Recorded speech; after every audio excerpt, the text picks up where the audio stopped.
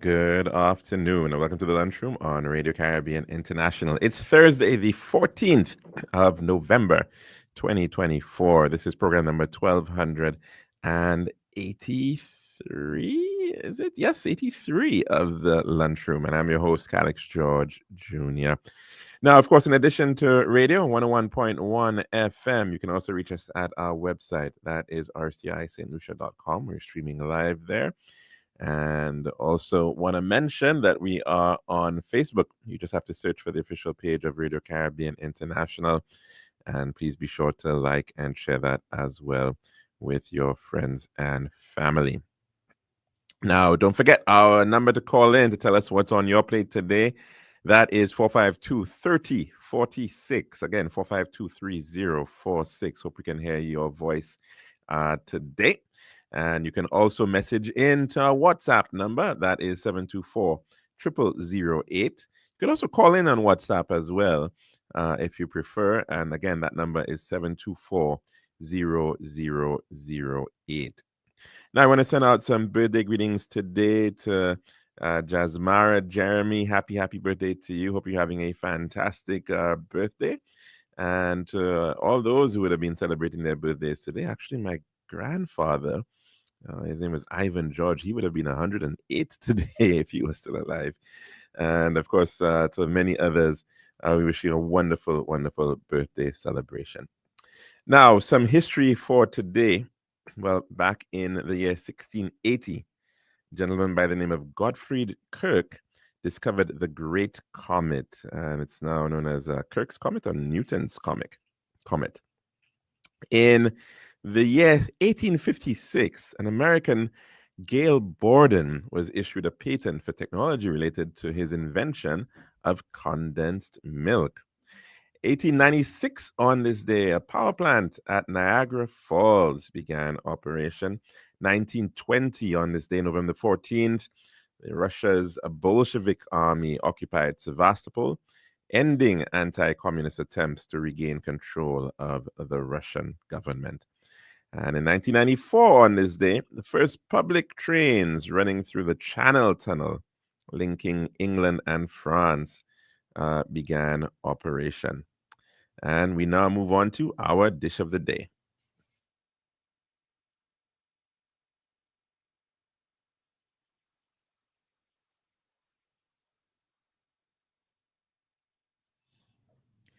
The daily dish is brought with the kind compliments. Well, in fact, we're just going to play the dish. I understand we have a bit of a change here in that one, but we'll head across to our dish of the day.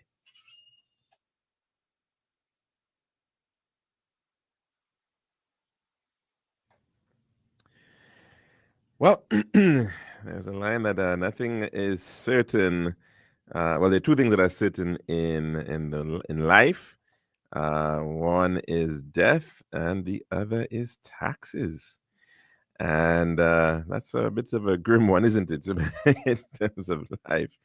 But I think the message there is pretty clear that after death, which of course is going to come for all of us, taxes is also going to be one of those matters that is just an inevitability of life. And of course, we've seen it in different ways. Even Jesus was had said, that render to Caesar or rend to Caesar what is Caesar's, right, and to God what is God's. And certainly the idea of Caesar, the sovereign on the coin, and that the tax man, of course, will in fact come at some point to collect taxes. Now, quite often there is a lot of debate, a lot of discourse as to what that tax rate should be, as to who should pay taxes, who should pay more, should it be progressive, should it be equal across the board, everybody pays the same proportion. And of course, countries have different approaches to see how, in fact, they approach the matter of taxation around the world, and that is expected, of course. But there are some taxes that are pretty common, and things like, first, of course, income tax. taxation on individual incomes as well as incomes of corporations. And we also have, in addition to those direct taxes, of course, we have lots of indirect taxation, and we will end up when you buy a box of juice at the supermarket, or you buy a brand new vehicle, or some sort of product or service, and you will be paying a tax. And of course, that tends to be these days the value added tax. That is something that is being used by, well, I think we could say easily the majority of the world's countries to date. The standard VAT rate for most countries is somewhere around 15%. But of course, those in other countries, particularly that of the European Union, you will see sometimes the VAT exceeding 20%. And it is, of course, a pretty effective tax for collecting revenue, because you're not only taxing products, you're not only taxing things that are coming into the country by way of tariffs, but you're also taxing services. And you'd have been hearing for quite some time that as countries shift and develop, you find that more and more of the economy is actually going into the service sector. And so you definitely want to be capturing these services that are being provided in a country. And so the idea of taxation of services is one of the good benefits of having a value added tax, that you're spreading out the tax a lot more. But of course, the issue of tax collection is never so very simple. And in the Caribbean, in fact, right here in St. Lucia, we can speak to that quite often in an attempt to induce development, induce the growth of the country, the economic development of the country. We know that there are quite often tax breaks. And these tax breaks, very famously, have been going to a particular sector, that of tourism. Tourism has been perhaps the biggest beneficiary of tax breaks, tax concessions for some time, not here only in St. Lucia, but perhaps even across the Caribbean. And that is because the Caribbean is so very much dependent on the dollar that the visitor is bringing in. A lot of that, however, is going particularly to that of the accommodation sector. In effect, the hotels and resorts at which individuals stay. Now, of course, for a long time too, the models of these properties are not what you may think of as a typical approach for a hotel back in the day. We have all inclusives. To some degree, all inclusives found a large and tremendous home in the Caribbean. We probably have one of the highest proportions of all inclusive hotel rooms right here in the Caribbean. If we look at our entire room stock and what part of it is in fact under all inclusive services. Now, that has its implications because, of course, whereas the tourist dollar, the general thinking is that, okay, the individual comes in, yes, they're paying for their accommodation, but then they will also, yes, they may have a couple meals at the hotel, but they will be out and about in the restaurants. They will be out and about using up services for and in smaller businesses, which are more likely to be owned by the residents of the country, because the capital requirements to get involved in, say, starting up a taxi service or providing a boat tour or providing maybe some sort of an attraction or maybe even a restaurant, it's easier for the ordinary person, the ordinary Joe, to get into that, as opposed to the traditional idea of, constructing a hotel, which you might require 100, 200 rooms. It's a lot more difficult in that regard, right? So the idea was that, hey, okay, if we want to have these large properties, and the large properties are very important, to the extent that they, in fact, can fill the plane, right? And filling the plane is an important issue if you are trying to encourage airlift. So you may not have enough rooms in your small hotel sector to be able to bring in a 737 or a 777 on a daily basis. But if you've got the larger hotels, chances are 70% of that flight is going to be filled with maybe individuals who are, well, of the visitors coming in that flight would be going to a large hotel. But it still benefits the small hotels and allows them to grow that other 30%. So it is a very important aspect in terms of encouraging large properties. There's no doubt about that. But we have seen certainly the accommodation sector changing. And so the idea of these online platforms that have become really important in terms of flattening the industry and access to the industry is really, really important. And of course, we speak of things like Airbnb. There was a time, we was countries were talking about, well, could we create little models where we could do common branding? So maybe you may have, let's say, 10 or 12 small hotels in a particular area. Could they bunch together to actually promote and market themselves?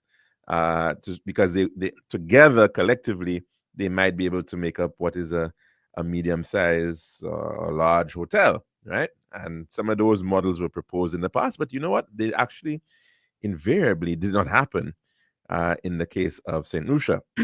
But now that we're seeing the presence of these online platforms like Airbnb, the guest house owner in Labrie or in Miku, or the villa owner in Cap Estate or in Ancillary can now, in fact, get into the market and be a lot more visible and present in the market, to the extent that there is sometimes a concern by the larger properties that these smaller properties are actually taking away some of their business. But we also know that these large properties have been the beneficiaries of significant tax breaks. And what tends to happen as well, these tax holidays, maybe for 20 years, 25 years, depending on the country. And as soon as it's nearing an end, they, of course, become very keen to be influencing the powers that be at that time to want to be able to get a refresh, a restart of their tax breaks. And so, of course, they quite often look for another 20 or 25 years in terms of tax holidays. So the matter of taxation with respect to tourism has been a major one. There was a study, I believe, done back in thereabouts, I think around in the 2010s, I think, or maybe I think around 2015 or so, where, and this was done by the World Bank, IMF, one of the two. I'm trying to remember. I think it must have been the IMF. And they looked at 3 countries in the Eastern Caribbean, inclusive of St. Lucia, I believe. And I need to find that report so we could share it.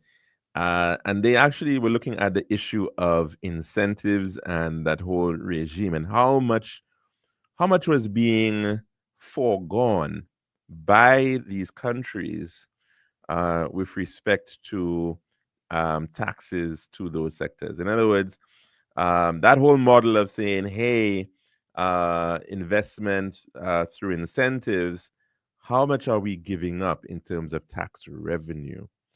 And the figures were, in fact, quite astounding. I think in the case of St. Lucia, it was in the hundreds of millions of dollars, per annum. And so we have to speak about that within the context of taxation and what we're seeing. Because when you look at the data regarding our tax revenue as a percentage, as a share of GDP, so in other words, how much of the economy on an annual basis is being taken in, the value from the value of that in taxes, right? So, in other words, if St. Lucia's economy was say 2 billion US dollars per year, what percentage of what would that be as a in terms of tax revenue as a percentage of that $2 billion, right? So, in fact, and this is done, and these studies are done for countries. This is a measure that entities like the World Bank and the IMF utilize to kind of get a gauge as to how much is a country being taxed.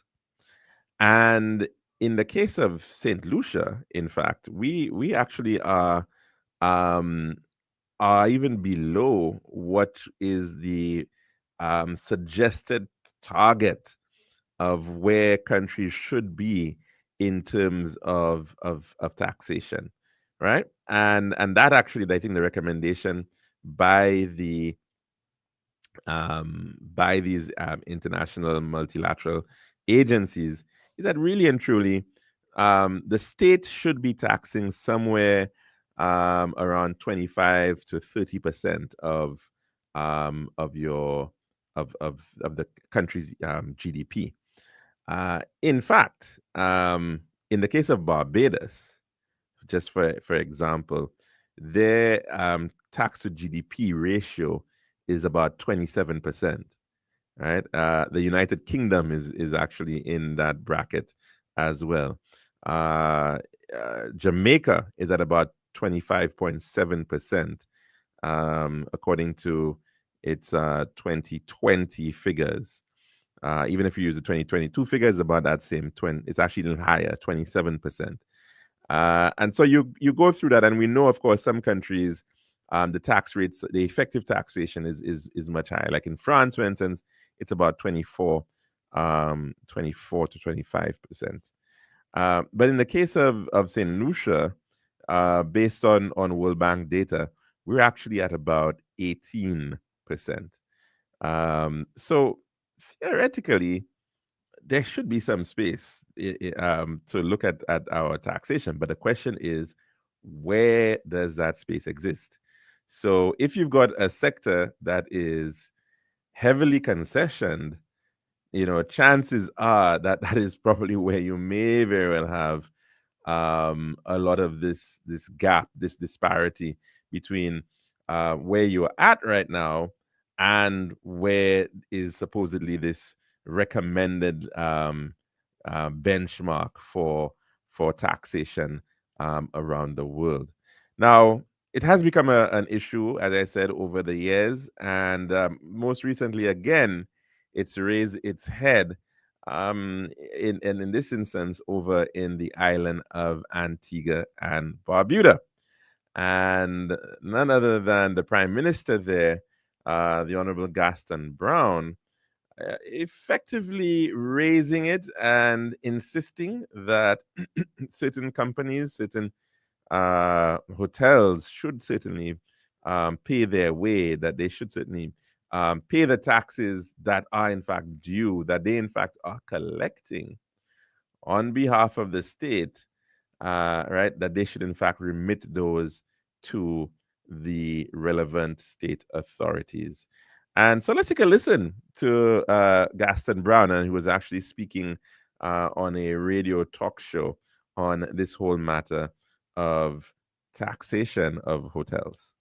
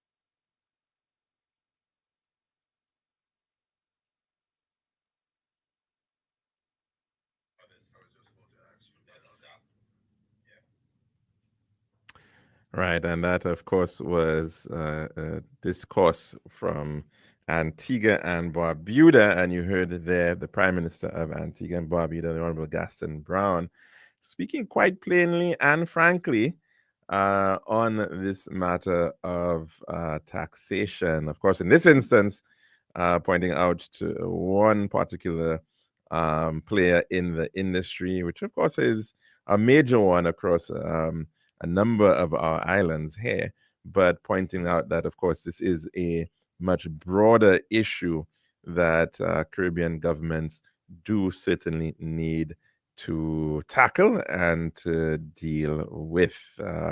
Of course, the tourism sector is very much all important for the islands of the Eastern Caribbean, and a lot of the investments that we're seeing right now are geared towards trying to expand on that very same tourism sector.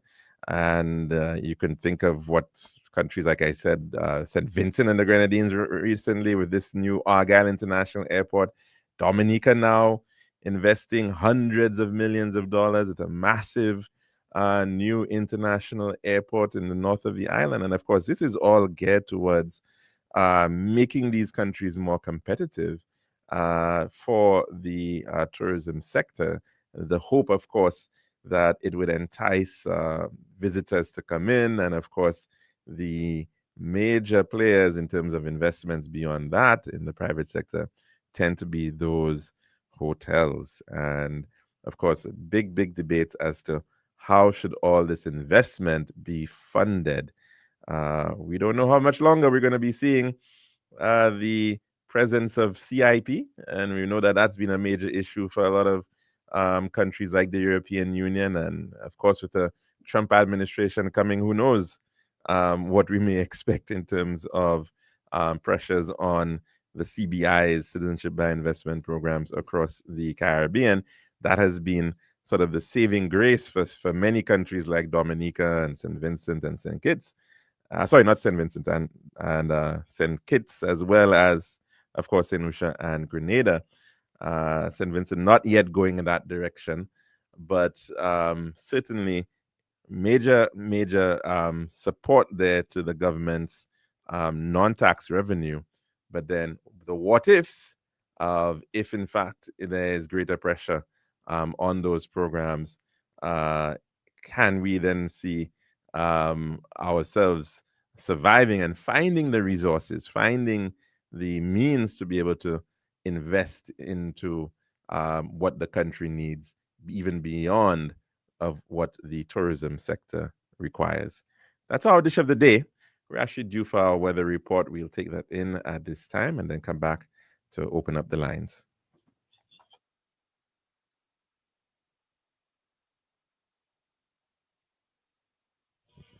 And we'll now take a look at the latest weather report as of 12 noon today. The weather report is made possible by Island Style Thailand Bath. Ah, it's a good thing. Let's go for it. Today is what? Today is the 14th.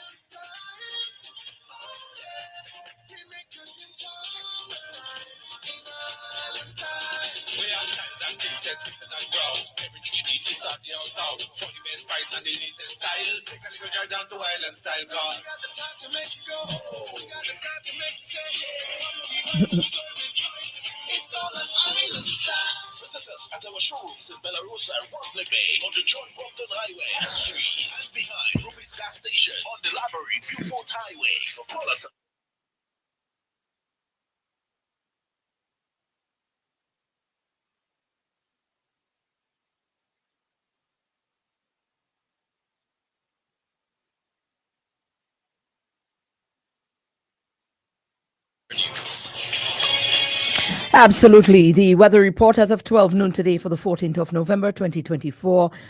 Our forecast at this hour is Lemuel O'Shaughnessy. The forecast for St. Lucia valid for the next 24 hours. The winds will be blowing from or between the east southeast and the south southeast near 13 miles per hour or near 13 miles per hour or 20 kilometers per hour, becoming lighter and variable or calm at times.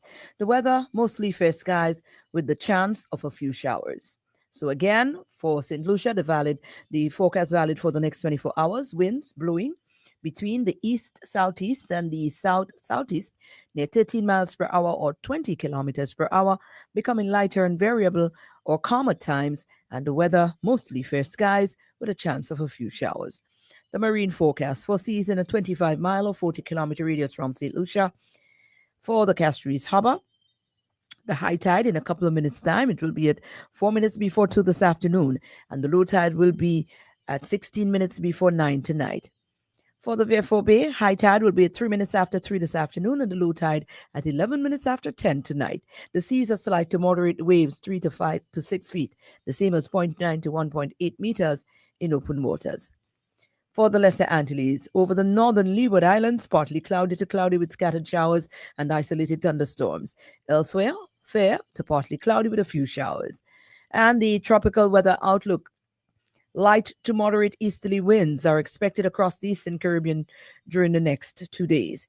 A frontal trough will cause cloudiness, showers, and isolated thunderstorms over the northern portion of the Lesser Antilles during the next 24 hours. And low level clouds drifting along with the wind flow will produce a few showers over the remainder of the region during the forecast period. That is, light to moderate easterly winds are expected across the eastern Caribbean during the next 2 days, and a frontal trough will cause cloudiness, showers, and isolated thunderstorms over the northern portion of the Lesser Antilles during the next 24 hours. Low level clouds drifting along with the wind flow will produce a few showers over the remainder of the region during the forecast period. And that is the official weather report. Thank you, Lamiel. And join us again in the morning at around 6:30. Our next report from the Met Service is due at that time. The weather was brought to you by Island Style Tile and Bar.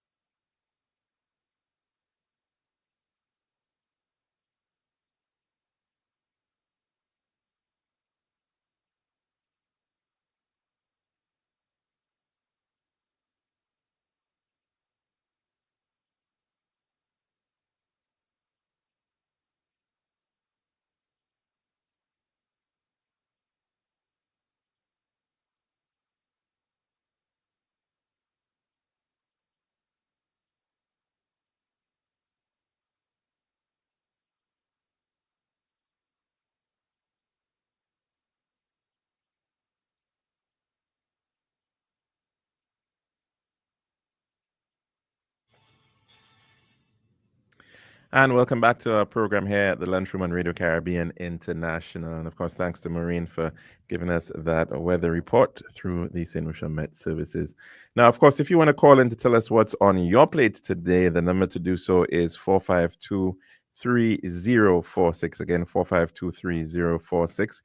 And we also have the option of WhatsApp.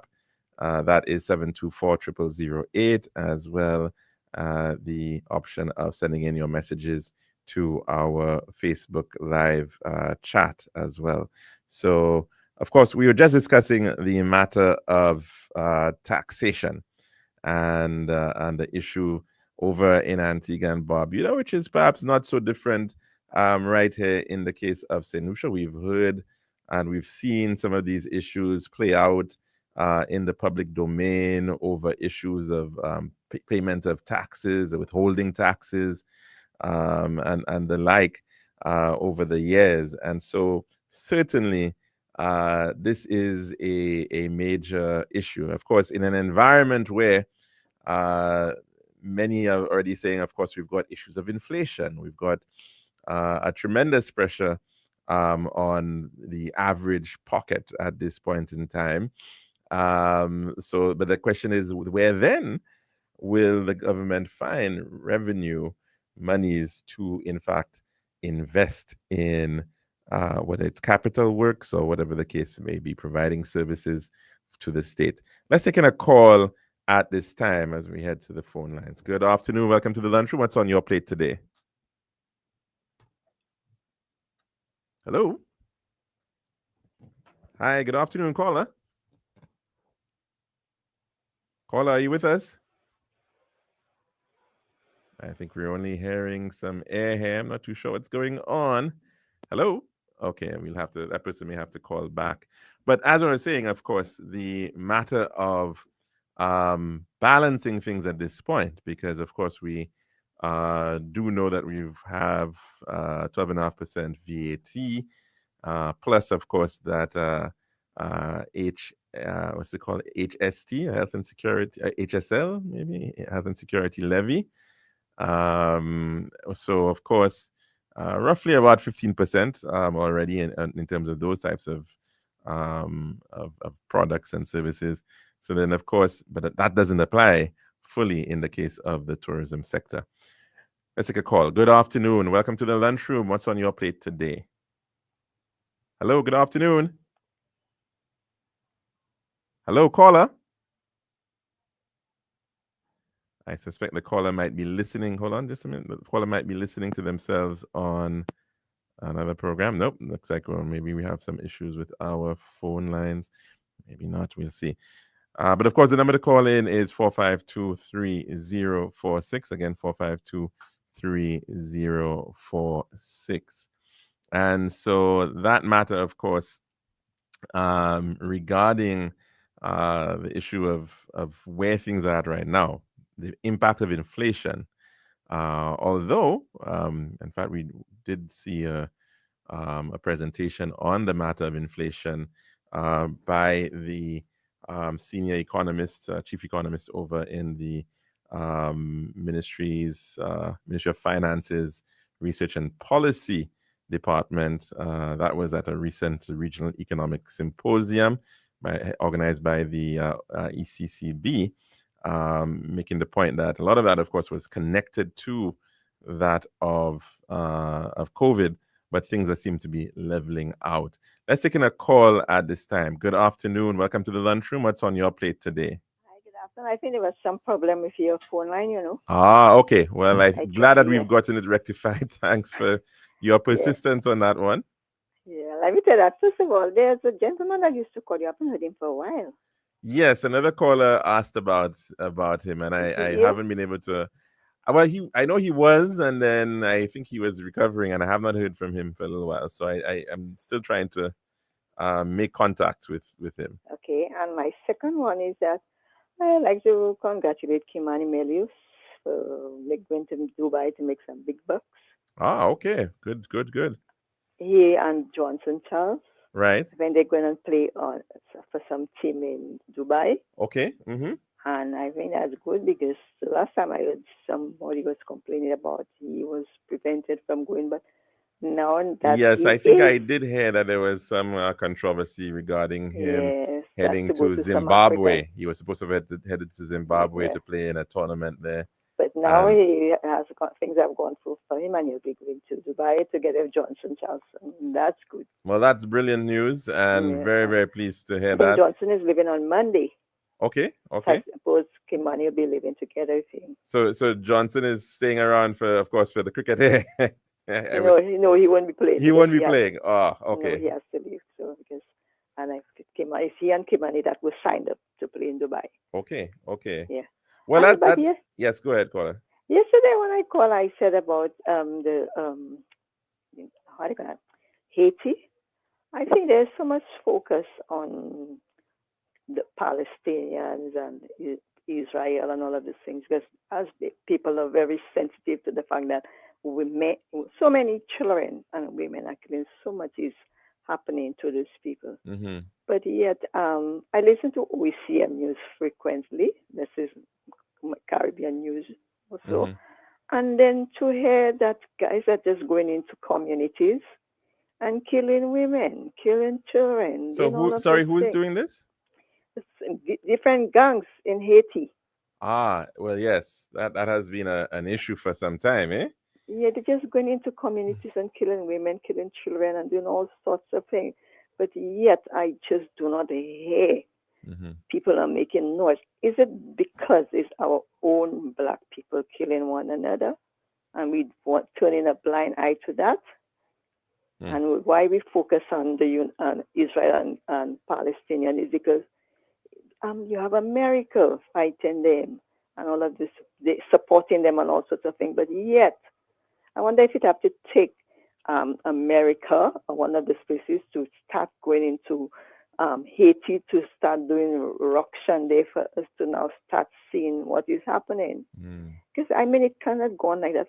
Because I listen to talk shows and they seem to be paying more attention to Gaza and none to Haiti, Mm-hmm. where the people there need support and help too. Why do they have to go for all that? And You know, again, is Carla, that it's such a poignant remark that you're making, because I noted that, you know, especially when in the heights of a lot of the strife, a lot of people were speaking so passionately about the plight of Palestinians, with respect to this current situation in Gaza, and you know, the condemnations mm-hmm. of Israel, and condemnations of America for continuing to support them, and rightfully so, and rightfully so, Yes, fine. But you are right that I think that level of passion with respect to should be the also be for issue Haiti. of Haiti is, especially given our Yes, strong, you know, socio-cultural ties, historical ties, with Haiti and what they have gone through as well. The endless years of destabilization, and you know, powers trying to take over, and I mean, really, really sad situation, sad circumstance. And you're right, we yes, have not I really kept up with this, you know, that level of fervor with respect to and that then of I Haiti. also heard some time ago because there was one. I think there was a priest from the Anglican Church and another one the last time we seen that because of all what they went through with France and plunder and all what they have and Hmm. doing so much to them and all sorts of things. I mean, but at the end of the day, it's not France they are fighting and all this. They're killing their own right now. Is this okay? Why are you killing your own? My niece, as I tell you, live in Burkina Faso. Hmm. And who was ruling that country? France. But what did the people there do? They pushed them out. They pushed the people, those French, those from France, they pushed them out. So right now they control the country. And they Hmm. don't kill one another and do the kind of things that are happening. I was speaking to my niece. She said if there are 8 murders right now in Burkina Faso, yes, that's about it. Mm. It's true things are not nice. Things that they're still a little backward in a whole lot of things that they do, from the bad roads to how you call it, how you call it, keeping the environmental health care and Hmm. health Hmm. and all of those things.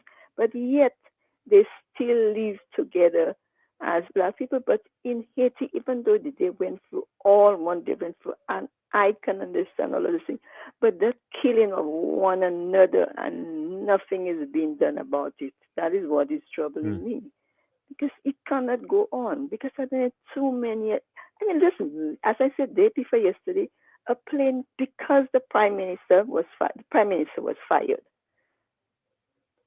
They took in another a plane coming in and bullets firing. The plane is getting hit because what? Why are you doing that? Who is stopping them from doing those things? It's a very, very divided country too, Colin. I remember, I mean, I think somebody was making the point once that um, Haiti has one of the most, some of the most political parties in the world. I mean, in terms Mm-hmm. of a lot of divisions, and of course, some of it is as a result of the lack of confidence that individuals have had in the state and everybody. You know, so there's a major issue of trust Mm-hmm. in terms of in terms of the government system. I think Ambassador Huntley was making that point too, that you know, Mm-hmm. even in terms of how they try to structure their constitution in response to this lack of trust, has actually caused a lot of problems. So I mean, I really hope that it can become a sort of like a Rwanda success story, so to speak, in that, despite all the horror of challenges of over the years and killing individuals, that it can in fact make a turn in terms of its overall development. But I don't know. I don't know if they will get that opportunity, get And it that may get chance. worse. It may get worse because, as Trump has said, he's going to have mass deportation. Which set of people do you think that they're going to send first? The Mm, Haitians, because as they say, the Haitians, it's in cat, it's in dog, and all those things. This other first set is going to just send back to what he considered to be just a shithole. So, yeah. So it's going to get even worse until steps are taken to see how the Caribbean can come together and do something about what is going on. People cannot continue to be living like that. Sometimes you have situations where young girls are taken from homes, and these guys just these gangs just take those girls and do what they want to with them. This cannot continue. We've seen all the other big countries what are happening, but yet we stay quiet on what is supposed to be our own. We don't mhm. come on. Well, what we have like regional force and all of those things. You need to go in there and assist and do something. Mm. Come on, it cannot be continuing like that. Because at the end of the day, these are human beings. They're Yeah, and I suffering. mean, They're fleeing their country, some in dangerous passage where they're trying to go for just to flee to see how they can say, because they know it doesn't look as if any kind of help is going to those people. There, the innocent ones. Come on. it is And a yet very we see, difficult, challenging situation across Haiti in so many different ways. and And yet we in focus as too much much. as, when you think about the Caribbean and the amount of challenges that we have in such a relatively small part of the world, Well, I mean, seek help some. because you've got Haiti, and then let's not forget you've got the situation with Cuba, and it's not a very great one either, and you've the situation in Venezuela. So you've got, effectively three crises still playing out, Mhm, right on the doorstep of our doorsteps, and of course that of the United States as well. So mhm, it is it's not an easy one to fix. It's definitely not going to be an easy one.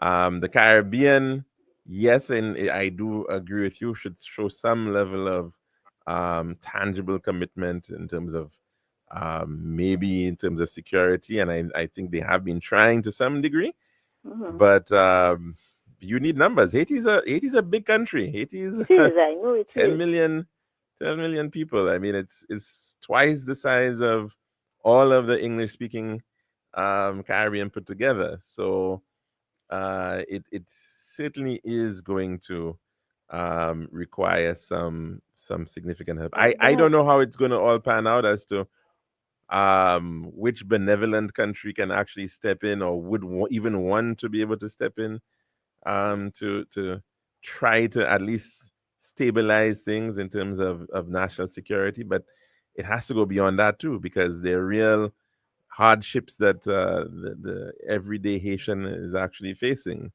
It's a country that needs stability, it needs order, it needs investment, Mhm, it needs infrastructure. Let's not forget that this is a country that has been devastated so many times, whether it was the earthquake and the hurricanes, and even before that was, so it's really, really been devastated on so many different fronts. yeah. And it's and in very many ways, let's not forget that there were so many promises made to Haiti after that earthquake. The hope that this is going to come, and we're going to, there are promises of, oh, we build new cities, to remove a lot of the people from the slums of Port-au-Prince, and Yeah. the opportunities for new industry, and a lot of it has just, most of it in the main, has not materialized. Yeah, That's what so yeah.